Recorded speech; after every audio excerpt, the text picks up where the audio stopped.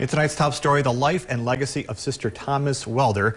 Sister Thomas passed away this morning at age 80. And she left behind an incredible mark at a university, the state of North Dakota and beyond. As the president of the University of Mary for 31 years, she was the longest serving female college president in the history of the United States. And as Aaron Field reports, she leaves a legacy of leadership, faith, and service.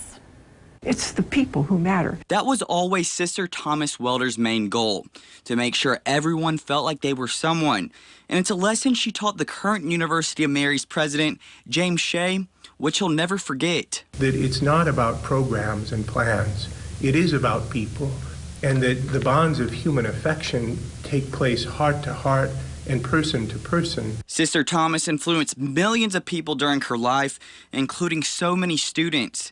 She helped the University of Mary grow and find the success it has today. It was certainly something that I always looked to as a student in the early 1990s, kind of as she was in her prime. And just also how she was so well respected within our state and our nation. She showed that women do have the ability, especially a religious woman, to be in those places of leadership. And no matter how much good she did for the community, she stayed humble through it all.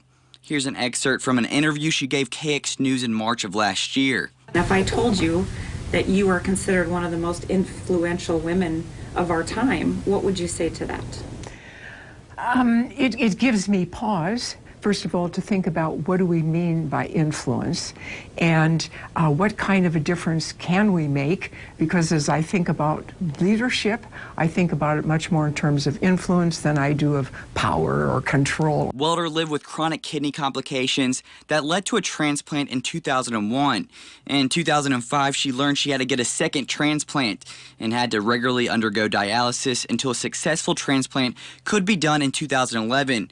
But even while battling this disease, she never changed. Sister Thomas shared a moment with nearly every sister in our community during her last day with us, and that was so her, taking time to be with others and expressing her love for them.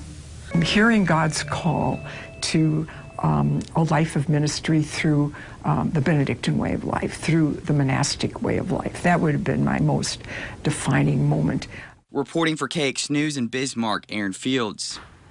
A public visitation is planned from 1 p.m. until 7 p.m. on Sunday, June 28th. We begin a new week of our